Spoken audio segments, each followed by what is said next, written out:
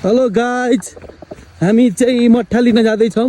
त्यहाँ अगाडि उमङ्ग हो हाम्रो सानो केटो पनि एउटा बोकिराखेको छ। यहाँ चाहिँ म छु हामी मठ्ठा लिनलाई। गएको पर सानो केटो छ हो, यता चाहिँ चिया बगानको बिचमा एकदम यो सानो ट्रेल रोड, हाम्रो यो ट्रेल रोडबाट हामी जाँदैछौँ।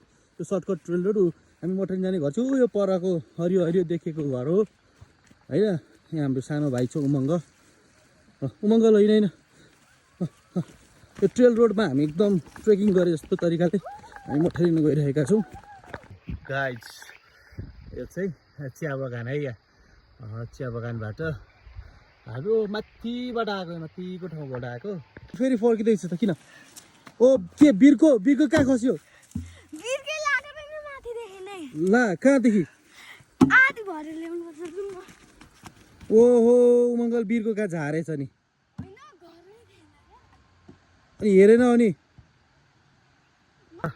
गाइज उमङ्गले चाहिँ त्यो मठ्ठा ल्याउने ग्लेनको चाहिँ बिर्कै ल्याएको रहेछ। अब एकदम गाह्रो दुःखका साथ चाहिँ त्यो ल्याउनु पर्ने स्थिति छ हाम्रो। के गर्ने अरे उमङ्ग त्यो उताबाट आउँदा चाहिँ? अनि आधी भरेर ल्याएर त कहाँ हुन्छ त? दुईवटा ग्लेन बोकेर गएपछि आधी भरेर हुन्छ त? त्यसलाई पुरै भर्ने अनि त्यसमा चाहिँ म बोक्छु अनि तिमी यो ग्लेनमा चाहिँ तिमी बोक्नु नि, मेरो ग्लेनमा चाहिँ।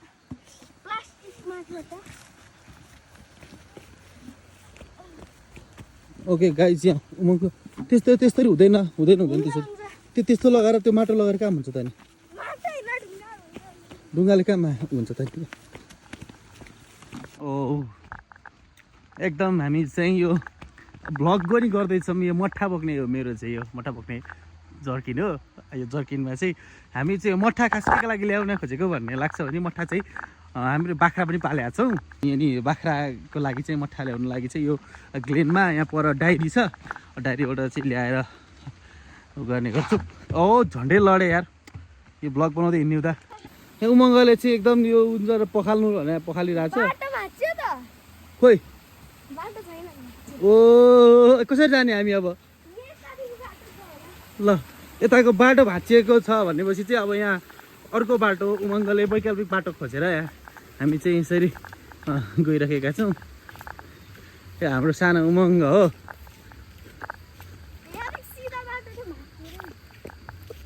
अर्को बाटो जाने हामी? ओके। र हामी चाहिँ यहाँ त्यो खोल्सी थियो हिजो अस्ति चाहिँ एकदम ठुलो खोल्सी, अहिले चाहिँ घटेछ। र ओहो हो हामी यहाँ बारीको पाटा डुलिरहेछौँ सर्टकट बाटो हिँड्ने भनेर चाहिँ यसरी हामी हिँडिरहेका छौँ। र त्यहाँ उमङ्ग चाहिँ यहाँ खोला तरिसक्यो। अब मेरो तर्ने पालो। म चाहिँ यहाँ चप्पल नभिजाइ तरौँ भन्ने मिसन हो।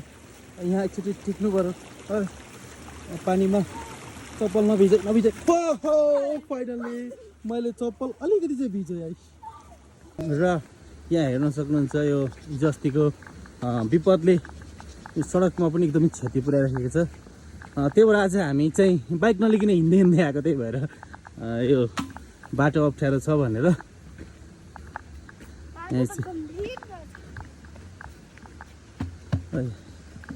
यहाँ उमङ्ग हामी अब लगभग चाहिँ पुग्न आँटिसकेका छौँ। त्यहाँ तल हेर्न सक्नुहुन्छ तिहारको माहौल छ। साना बहिनीहरू चाहिँ पिङ खेलिरहेका छन्। त्यहाँ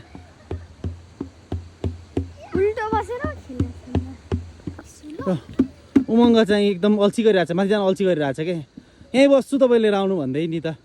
किन उमङ्ग माथि चाहिँ किन नजाने? ओ त्यस्तो हुँदैन नि। कहाँ त्यति हिँड्दा खुट्टा दुख्छ हौ? कहाँ फुटबल खेल्यो? ओ ल म लिएर आउँछु ल। ओके हामी मछा लिने घर चाहिँ त्यहीँ हो। बल्ल उमङ्ग मानेको छ लिन जानलाई। अघि मानेको थिएन, खुट्टा दुखिरहेको छ भन्दै थियो। अहिले चाहिँ खुट्टा निको भएछ एकैछिनमा। कस्तो क्युट पप्पीहरू रहेछ त्यहाँ। क्युट पप्पी त्यहाँ हेर्न सक्नुहुन्छ है।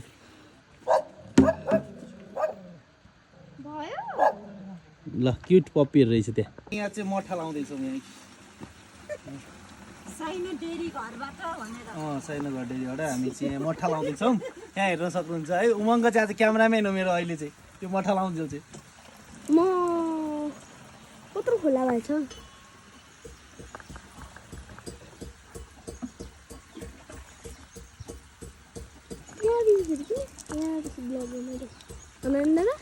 ओके बन्द गर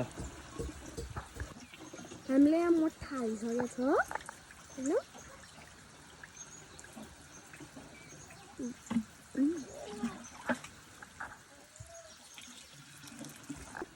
यहाँ हामी चाहिँ मठा हाल्दैछौँ यहाँ हामी दुईवटा जर्किनमा मठा लाने आज दुईजना आएको छौँ नि त त्यो भएर दुईवटामा चाहिँ टक्क हालेर यहाँ ओके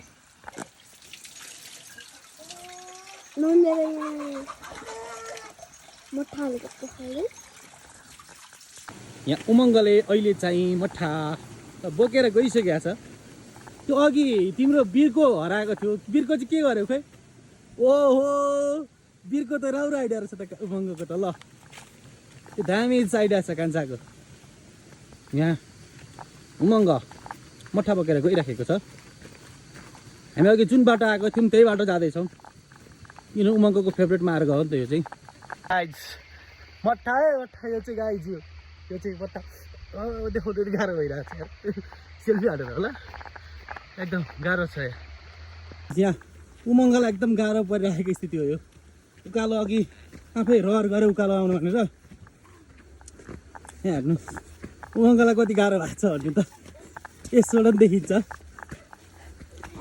ल ल हेर त्यहाँ नसकेर उमङ्गले यसरी गरिरहेको छ हो कान्छा गलिएको साह्रै धेरै ओहो ए लडिन्छ बिस्तारी हेर्नु त्यहाँ अब अहिले कहाँ दाम बोकेर गलेकै हो जाउँ न तिमी हिँड न म निहाल्छु नि ओ गाइज ओ त्यहाँ पहिला चिप्लो ठाउँ छ अरे त्यहाँ पहिला उमङ्ग जाने अनि त्यहाँ मठा दिनुपर्ने भन्ने कुरा आएको छ यहाँ माथि उमङ्ग त्यो गल्यो हो माय लर्ड उकालो हिँड्ने बानी हराएछ अब चाहिँ हो माय लर्ड गाह्रो छ यार गाइज अब यो बिके दादा भ्लगमा तपाईँलाई फेरि पनि स्वागत छ हामी अहिले चाहिँ एकदम अप्ठ्यारो उमङ्गले चिप्लो भनेको ठाउँमा आइपुगेको छौँ हो उमङ्ग ओके ल यहाँ पहिला चाहिँ म जानुपर्ने स्थिति छ अनि ओ पहिला उमङ्गै जाने ल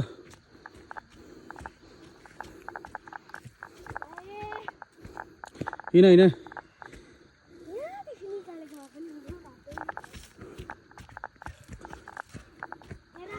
हो माथि जान सक्दैनौ नि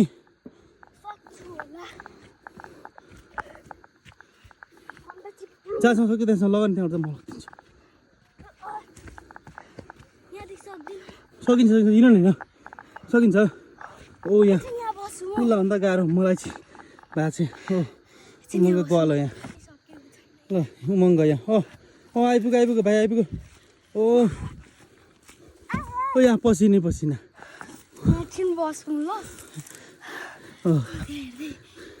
लास्टै गलेछ ल हिँड न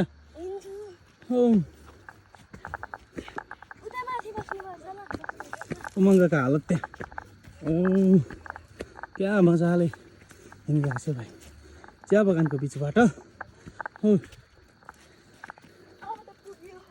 पुग्यो ल ओके गाइज उमङ्ग गलेको छ त्यहाँ बस्ने अरे अब हो